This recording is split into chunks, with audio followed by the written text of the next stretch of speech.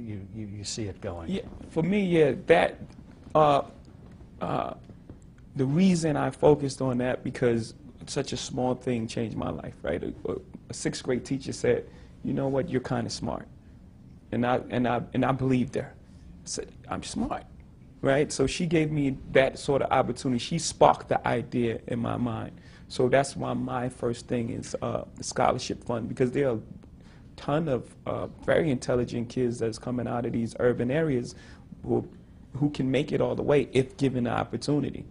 And so it's a challenge that I gave to my mom, and my mom is so involved with it. Like she gets on the bus and she takes these kids to their to interview with colleges, and now we're starting to see kids graduate from college, and that sort of feeling, when it's real. I'm not just sitting home writing a check and for whatever reason to make myself feel good or anything like this. It's something that I really want to do, and I'm really into and excited about. So it's effective philanthropy, in other words. Right. I mean, yeah, and I'm seeing the results. I'm seeing, we were getting our first graduates from the Sean Carter Scholarship Program, which is, like, for me, the best thing ever. And it seems like a contradiction. When you think of commerce, it's meeting the needs and wants of others. You provide the music, people like it. You do well, they get the pleasure. More on investment returns, good companies. And but yet in philanthropy, if you think about it, it's almost the same opposite side of the same coin, meeting the needs and wants of others. A little different way of doing it, but again, as you say, it's not just writing a check, it's making sure it's actually delivering what it's supposed to deliver. Right. It's tougher than business too, Steve, because you're looking for easy things to do in business. I mean, you're looking, if people have liked drinking Coca-Cola for 100 years, they'll probably like it for another 100 years. It doesn't require any great brain power to figure that kind of thing out. But in philanthropy, often you're tackling the tougher problems of society. You're tackling things where people have applied money and intelligence before and haven't really solved the problem. I mean, education is a great example. So you're really taking on things where you're not going to succeed every time. And if you like succeeding every time, it's you have to adjust to that. If you succeed 100% of the time in philanthropy, the projects are too easy, and you've got to look for things that are important and where you may fail. Right now, Gates is working on polio eradicating. They've got 99% of the way there, but the last 1% is very tough, and nobody knows for sure whether that will get done. We did it with smallpox in the past, and so it's a different mindset, and you don't get the same feedback you get in business either immediately.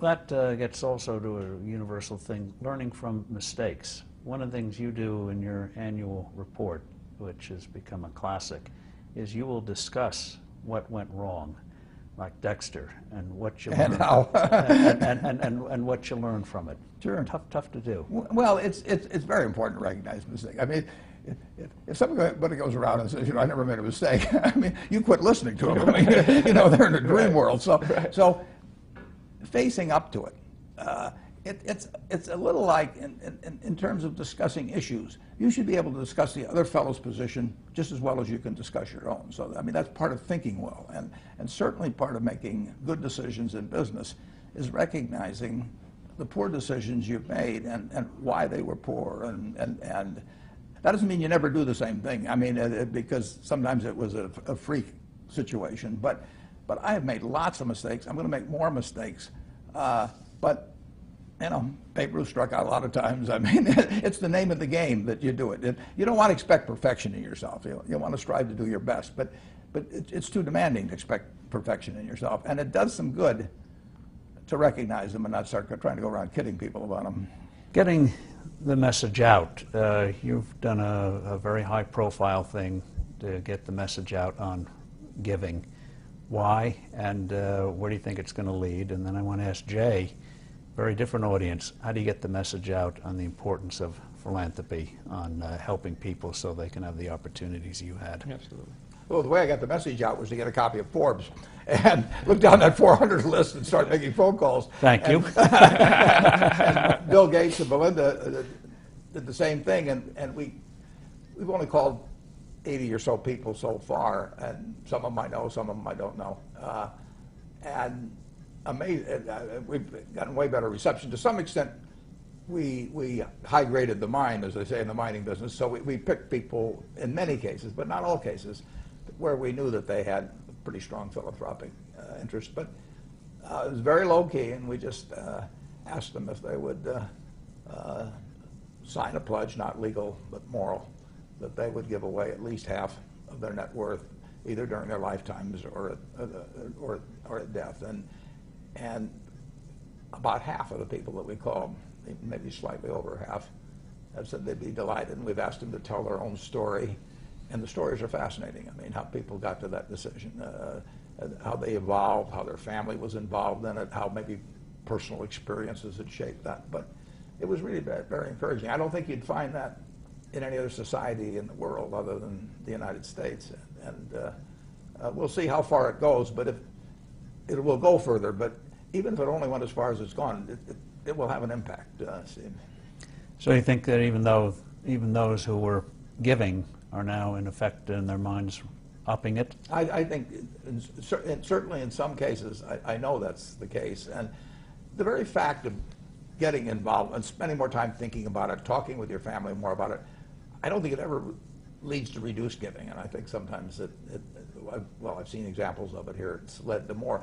The real interesting thing will be as if it leads to smarter giving over time. We hope to get this group together once a year and talk about, again, mistakes. But do you see the same kind of entrepreneurship we see in commerce in philanthropy? I mean, there are a handful of large organizations, and except for Habitat for Humanity and a couple of others, they've been around for decades. Yeah, there's some. It's harder to evaluate. It's not a market system. Right. I mean, you can't put out a P&L at the end of the year, and you can't measure things. You know, I don't believe in measuring quarterly results in business, but the timetable on many things is much longer in philanthropy. So it's not as easy a game to me as business, but it's an important game. And the fact that you can't do it perfectly does not mean that you should sit on the sidelines, and it does not mean you can't learn from others.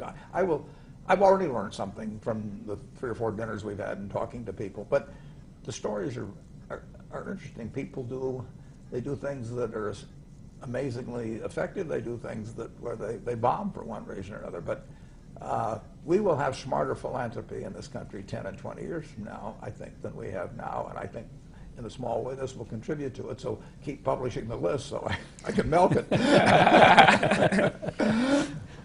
JJ will soon be on it. But Jay, in terms of philanthropy, obviously you're very much focused on your business right now, as Warren was on his for a long time. But how do you get the message out to a different audience that it doesn't have to even be dollars, it's time?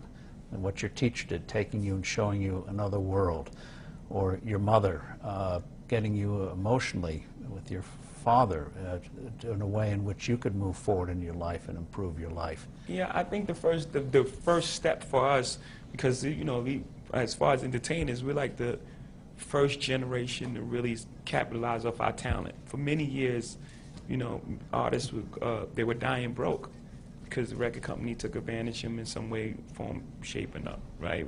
This is like that really first generation. I mean, from where we're from. I'm not talking about the rock star. I'm not talking about Bono.